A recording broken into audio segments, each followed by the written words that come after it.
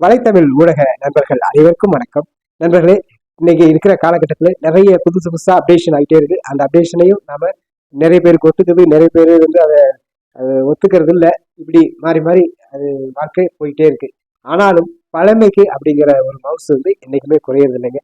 அதுலேயும் இந்த மண்ணால் செய்யப்பட்ட மண் பாத்திரங்கள் பேக்ரவுண்ட்ல பார்த்தீங்கன்னா, இதற்கெல்லாம் நம்ம வந்து எப்பயுமே மவுஸ் குறையாது. இன்னும் நிறைய இடங்கள்ல இதை அப்டேஷன் பண்ணிட்டே இருக்காங்க.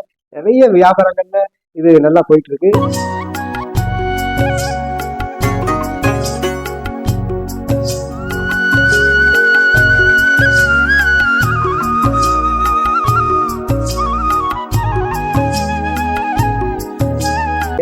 ரேவதிங்க. அம்மா எத்தனை வருஷமா இந்த தொழில் பண்ணிருக்கீங்க? எங்க மாமனாரோட அப்பா காலத்துல இருந்து 50 வருஷமா இருக்குது. பரம்பரை முறை 5 தலைக்கட்டா இருக்கிறோம். சரி சரி. அம்மா, இப்ப இந்த தொழில் வந்து இப்ப உள்ள காலகட்டத்துக்கு எப்படி போயிட்டு இருக்கு? சுமாரா போயிட்டு இருக்குதுங்க. ஆனா நிறைய விரும்புறாங்களா? விரும்புறாங்க. இப்ப சக்கரை நோய் வந்ததுல இருந்து கொஞ்சம் சட்டி விரும்புறாங்க.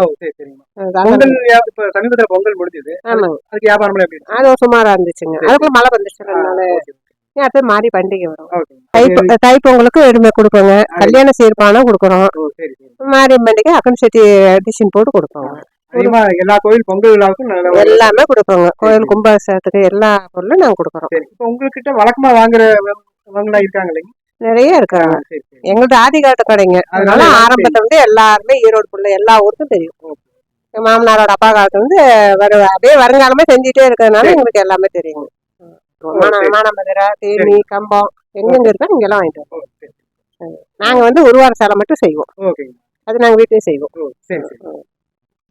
ரொம்ப நன்றி.